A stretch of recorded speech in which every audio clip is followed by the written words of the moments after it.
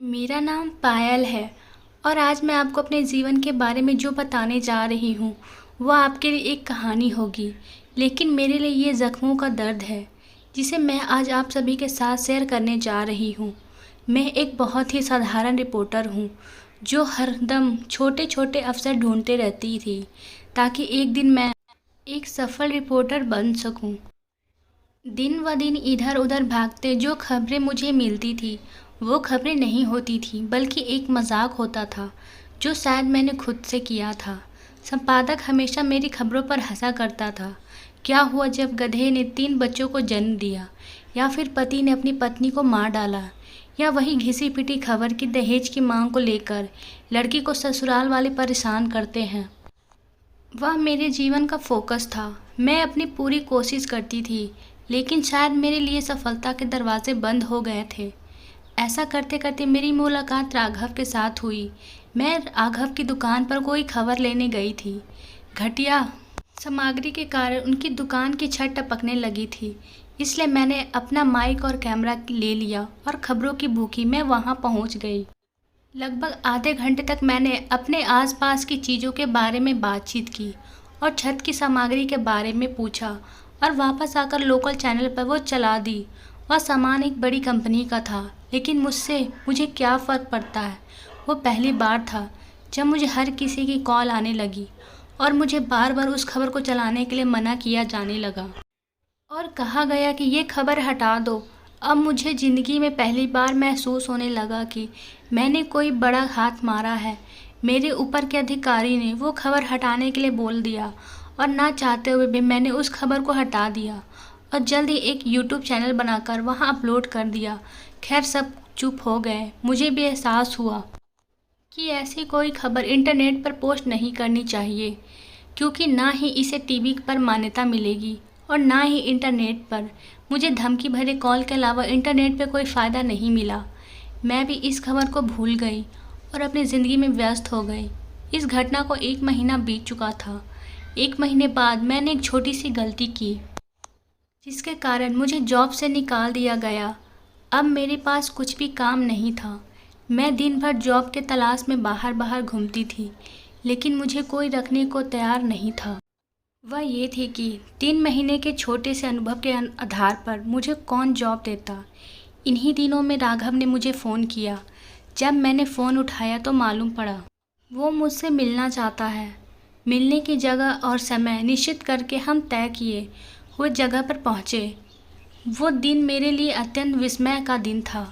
राघव ने मुझे बताया कि उस कंपनी ने उसे माफ़ी मांगी है और एक नया सामान देने के अलावा दुकान में अपने खर्चे से लगा के भी देंगे।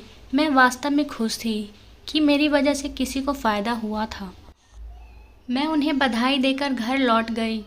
मैं अपने माता पिता की इकलौती संतान थी। मेरे माता पिता ने हमेशा हर मामले में मेरा साथ दिया था। उस दिन के बाद मेरी अक्सर राघव से बात होने लगी और फिर वो बातें मुलाकातें में बदल गई। मुझे नहीं पता कि मैं कैसे हम दोनों एक दूसरे से प्यार हो गया और कब हम ये सोचने लगे कि अब हमें एक दूसरे के बिना जीना मुमकिन नहीं है। कुछ याद नहीं आता। मुझे बस इतना याद है कि मैंने राघव के कहने पर रिपोर्टर्स का जॉब छोड़ दिया था। मेरे सपने बहुत बड़े नहीं थे। मेरा बस एक ही सपना था, अपना घर, और उस घर में मुझे बेइंतहा प्यार करने वाला मेरा पति। क्योंकि मेरा ये सपना पूरा हो गया था, तो अब मैं हवा में उड़ने लगी थी। मैंने अपने जीवन को और सुंदर पाया था। अब बारी थी हमारी शादी करने की। मैंने माँ से कहा, माँ आपने आज तक मेरे लिए सब कुछ स्वीकार किया है और हर चीज़ में मेरा साथ दिया है। मैं आपसे आखिरी बार कुछ मांगने जा रही हूँ। मुझे उम्मीद है कि आप मुझे नाराज़ नहीं करेंगी। मैं उन लम्हों की तलाश में रहती थी जिस समय मैंने उनसे फरमाइश कर सकूं। हाँ बताओ बेटी, क्या हुआ? माँ ने पूछा और मैंने उन्हें राघव और मेरी मुलाकात से लेकर अब तक की हर बात बता दी। यह सुनकर मेरी माँ चुप हो गई। शाम को पिताजी घर लौटे तो माँ ने उनसे बात की, लेकिन उन्होंने भी कोई रिएक्शन नहीं दिया। वो बस खामोश रहे। मुझे उनकी चुप्पी का कारण समझ में नहीं आया। 2 दिन तक धैर्यपूर्वक प्रतीक्षा करने के बाद भी जब वे कुछ नहीं बोले, तो मैंने खुद ही इस बारे में बात की। थोड़ी देर पहले लिविंग रूम में कुछ मेहमान बैठे थे। उनके बैठते ही मैं अंदर जाने लगी थी तो पिताजी जो उठने लगे थे मेरी तरफ देखकर फिर बैठ गए और बोले, क्या हुआ पायल, सब ठीक तो है? मैंने उनकी तरफ देखते हुए बोला, पिताजी माँ ने कल आपसे कुछ बात की थी। मैं जो अपने आप को बहुत आत्मविश्वासी समझती थी, अब अनिच्छित से ही उन्हें अपनी बातें समझा रही थी। वो बोले, हाँ बेटी, तुम्हारी माँ ने मुझसे बात की थी। उनका लहजा बहुत मध्यम लग रहा। फिर उनका फ़ैसला क्या है? मैंने वही पूछा जो मैं पूछना चाहती थी। बेटी, अब हम कौन होते हैं फ़ैसला करने वाले? तूने अपना फ़ैसला करके हमें सौंप दिया है, जिसका हम कर सकते हैं और ना ही असहमति। पिताजी की आंखों में उदासी थी। पिताजी अपने हमेशा हर मामले में मेरा साथ दिया है और मुझे कभी नहीं रोका। अब इस बार क्यों? मैंने बात को समझना चाहा। देखो बिटिया, हमने तेरी हर ख्वाहिश पूरी की है क्योंकि तुम हमारी औलाद हो। तेरे लिए एक अच्छा फ़ैसला करना हमारा फ़र्ज़ है, लेकिन इन ख्वाहिशों को पूरा करते हमें उम्मीद थी कि हमारी बेटी हमारी ख्वाहिशों को ठुकराएगी नहीं। इसलिए बचपन में तुम्हारा रिश्ता मेरे दोस्त के बेटे के साथ तय कर दिया गया था।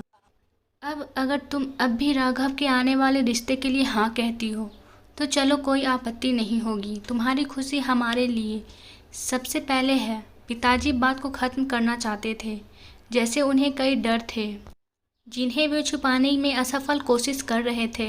अब फैसला करना पिताजी ने मुझ पर छोड़ दिया था। मैंने वो ही किया जो मुझे करना चाहिए था। मैंने इनकार कर दिया, लेकिन राघव के रिश्ते से नहीं, बल्कि मेरे पिताजी के दोस्त के लड़के के रिश्ते से।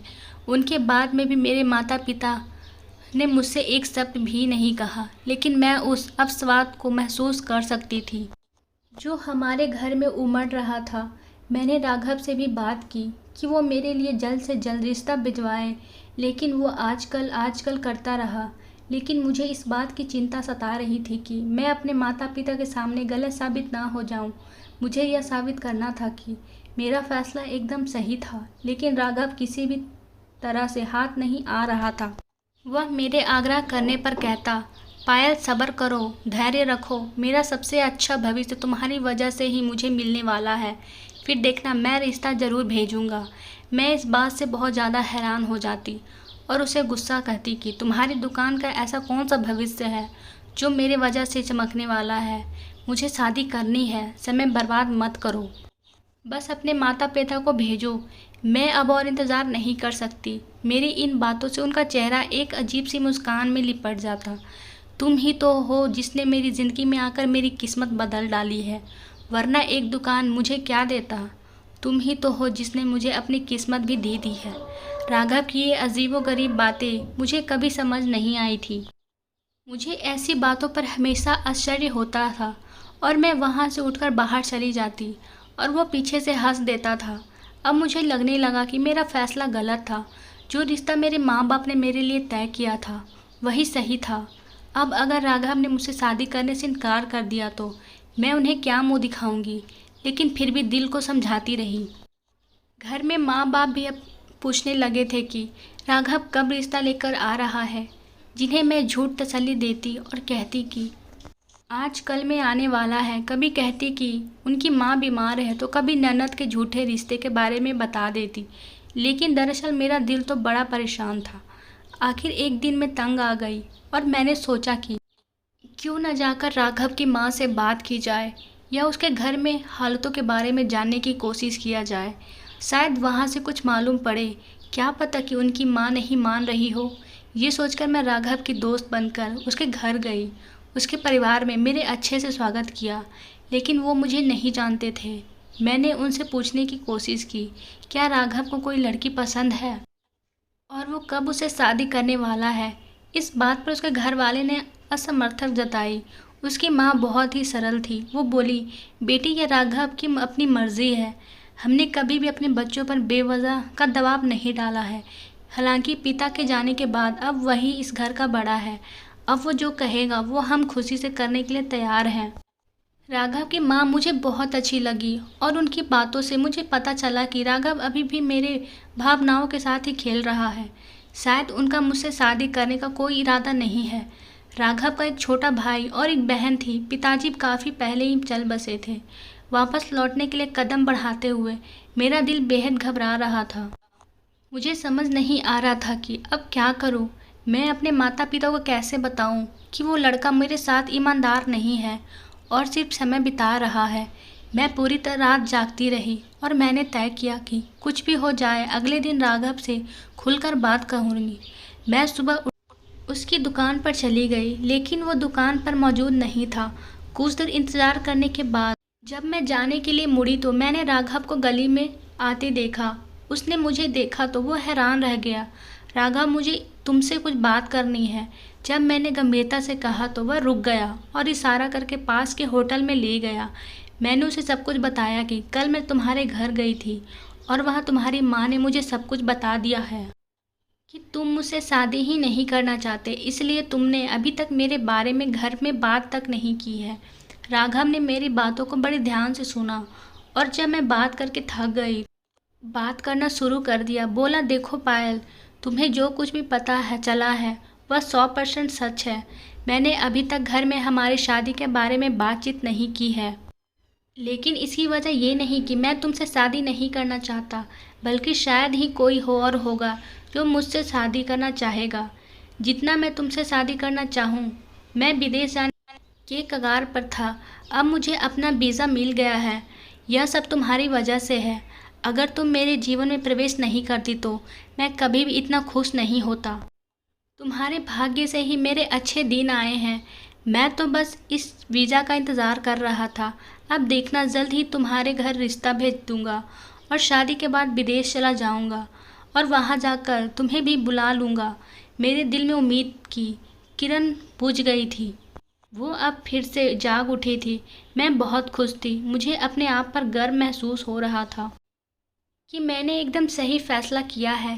राघव मेरी खातिर अपना भविष्य बना रहे हैं ताकि मुझे आने वाली ज़िंदगी में दिक्कतों का सामना ना करना पड़े। इसके बावजूद भी वो मान रहे थे कि मेरे कारण उनका अच्छा समय चल रहा है। मैं बता नहीं सकती थी कि मैं कितनी खुश थी, बल्कि मैं हवा में उड़ रही थी। उसी दिन मैंने घर आकर मम्मी और पापा को भी बता दिया।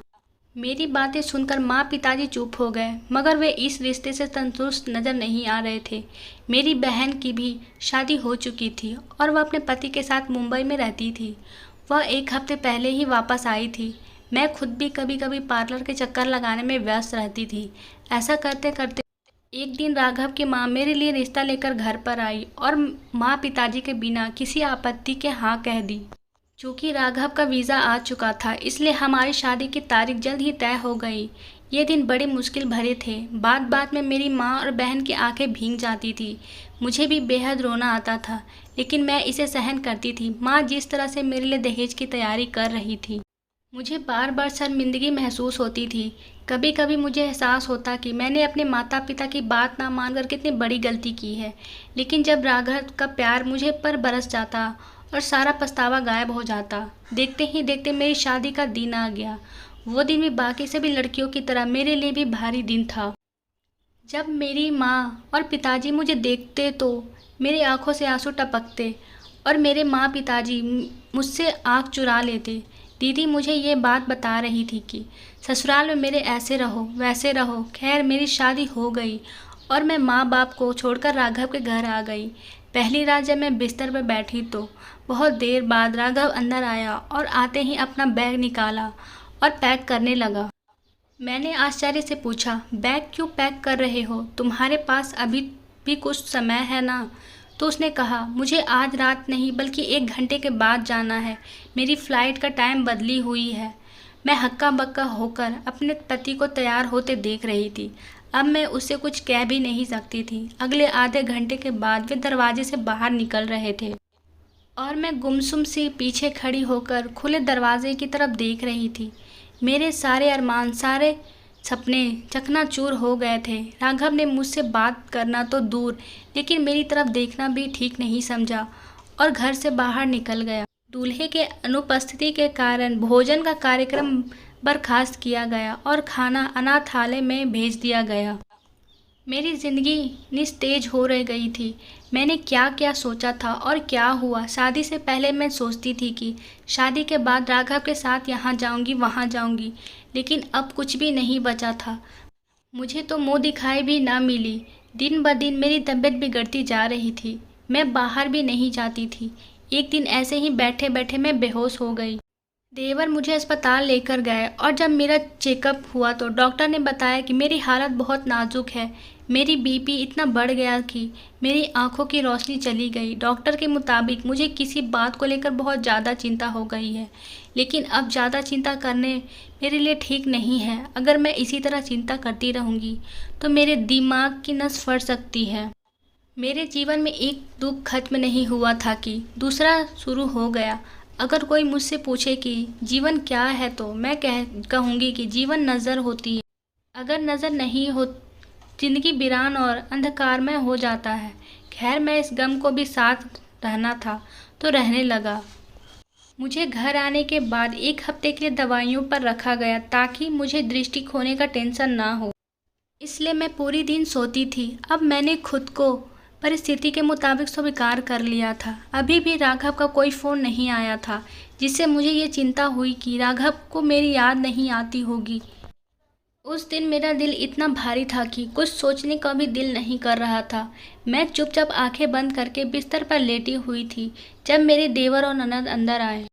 अब मेरी पूरी ज़िंदगी का सहारा मेरे कान थे, जिसका माध्यम से मैं हर आवाज़ को महसूस करके बता सकती थी कि क्या हो रहा है। देवर ने मुझे बताया कि भाभी भाई ने आपको खत लिखा है। इस बात ने मेरे पूरे शरीर में अजीब सी फुर्ती आ गई और मैं अपने पैरों से उठ खड़ी हुई। लेकिन हाय रे मेरी किस्मत, मैं वो खत पढ़ती भी तो कैसे। ना चाहते हुए मैंने वो खत देवर को पढ़ने को कहा। मेरी नंद भी मेरा साथ दिया और मेरे बगल में बैठ गई और देवर खत पढ़ने लगा। इसमें राघव ने मेरा हाल चाल पूछा था और कहा था कि वो मुझसे बहुत मिस करता है। देवर खत पढ़ता जा रहा था और नंद साथ साथ रोए जा रही थी। पहले पहले तो मुझे लगा कि भाई की याद आ रही होगी, लेकिन फिर जब ऐसे 1 महीने में 2 और खत आ गए तब भी नंद पास बैठे कर रो रही थी। अब मैं बहुत हैरान हो गई कि आखिर में बात क्या है। इतना तो मैं भी नहीं रो रही हूँ जितना मेरी ननद रोती है। मैं यही सोच रही थी कि एक दिन मेरी बहन मुझसे मिलने आई। उसे वापस मुंबई जाना था, इसलिए वो आखिरी बार मुझसे मिलने आई थी। हमने पूरी दिन बात की, लेकिन उसने मुझे कभी यह एहसास नहीं होने दिया कि मेरी आंखें चली गई है। और वह एहसास भी क्यों होने देती, क्योंकि आखिर में वो मेरी बहन थी। उसके जाने से पहले मुझे अचानक याद आया और मैंने उससे वह खत लेने को कहा जो देवर ने मुझे साइड टेबल में रखे थे। बहन ने खत उठाया और मुझे दिया, लेकिन मैंने उसे ये कहते हुए पढ़ने के लिए कहा, देखो इसमें रोने के बारे में क्या लिखा है। जब बहन ने वो खत पढ़ा तो वह चिल्ला उठी कि तुम्हारे पति ने तुम्हें तलाक दे दिया है। यह सुनकर मुझे यकीन नहीं हुआ और मैं चक्कर खाकर बेहोश हो गई। खैर, ऐसा अन्याय कभी किसी के साथ नहीं होना चाहिए जो मेरे साथ हुआ था। आखिर में मेरी क्या गलती थी? मैंने क्या बुराई की थी किसी के साथ? मैं और 1 सप्ताह के लिए बेहोश हो गई थी। शायद जो हुआ अच्छे के लिए हुआ। इस तरह बेहोश होने से मेरे लिए फ़ायदेमंद साबित हुआ और मेरी आंखें कुछ धुंधला धुंधला सा दिख पाने लगी। डॉक्टरों के अनुसार बीपी बढ़ने के कारण मेरी दृष्टि चली गई थी, इसलिए मेरी दृष्टि के वापस आने की संभावना बहुत ज़्यादा थी और ये एक झटका मेरे लिए अच्छा साबित हुआ। जब मुझे होश आया तो मेरे आजू बाजू में मेरी बहन, ननद, देवर और सास मेरे चारों ओर खड़े थे। सास ने प्यार से मेरे सिर पर हाथ रखा और मेरे आंसू पोंछने लगी। बोली, मुझे माफ़ कर दो बेटा, मुझे नहीं पता था कि मेरा बेटा ऐसा निकलेगा। ये तो प्रकाश और सुजाता ने मुझे कुछ नहीं बताया। अगर उन्होंने मुझे बताया होता मुझे पता चल जाता। ननद ने रोते हुए मुझसे कहा कि वो एक तो मेरे तलाक पर रोई और दूसरी बार अपने भाई की मतलब पर रोई थी। मेरे भाई ने आपके साथ बहुत नाइंसाफ़ी की है। तब मुझे पता चला कि राघव ने तो कभी मुझसे प्यार ही नहीं किया था, जबकि वो तो किसी की बंदूक अपने कंधे पर रखकर चला रहे थे। जब मैंने उसके दोपहर खराब सामान की खबर फैला दी थी, उसी वक्त से मेरा बुरा वक्त शुरू हो गया था। जबकि मुझे ऐसा लगा कि कंपनी वालों को मेरे वीडियो से कोई फ़र्क नहीं पड़ा है, लेकिन मैं गलत थी। उनकी रेटिंग बहुत गिर गई थी। फिर उन्होंने राघव से समझौता कर लिया और उसे एक दुकान तक डाल के दे दिया, लेकिन मैं एक मासूम लड़की उन्हें इस तरह का नुकसान पहुंचा चुकी थी कि बदला लेने के लिए कंपनी ने राघव को कहा कि अगर वो मुझे मार देगा तो कंपनी उसे अमेरिका नागरिकता दे देगी। लेकिन ये राघव की मेहरबानी थी कि उन्होंने मुझे नहीं मारा और उस कंपनी की तरह मुझे एक बार में बर्बाद करके दूसरे देश चले गए। मेरे हाथ नुकसान के सिवा कुछ नहीं आया। उस दिन मैंने जाना कि पानी में रहते हुए मगरमच्छ के बैर नहीं करते और कभी कभी कुछ गलतियाँ इतनी हानिकारक होती हैं कि वे जीवन भर का नुकसान करा देती हैं। तो राघव ने मुझे बर्बाद करके तलाक दे दिया था और मैं मानसिक आघात की वजह से पूरी तरह से डिप्रेशन में चली गई थी। वो दौरे के लिए बहुत कठिन था, लेकिन समय की अच्छी बात यह है कि वो रुकता नहीं है, तो वो इस बार भी नहीं रुका था। मेरा इलाज पूरा होने के बाद मैंने दोबारा रिपोर्टिंग शुरू कर दी। खाली दिमाग में राघव की यादें हर समय परेशान करती थी, इसलिए मैं खुद को व्यस्त करना चाहती थी। मुझे अपने माता पिता के सामने शर्मिंदा होना पड़ा था, लेकिन मुझे मालूम था कि उनके दिल में मेरे लिए कुछ भी बुरा नहीं था। मैंने रिपोर्टिंग करनी शुरू कर दी क्योंकि मैं अपने सभी डर को ख़त्म करना चाहती थी। आपको ये कहानी कैसी लगी कमेंट में ज़रूर बताएं और वीडियो अच्छी लगी तो शेयर लाइक करना ना भूलें और ऐसे ही वीडियो के लिए चैनल को सब्सक्राइब कर लें। धन्यवाद।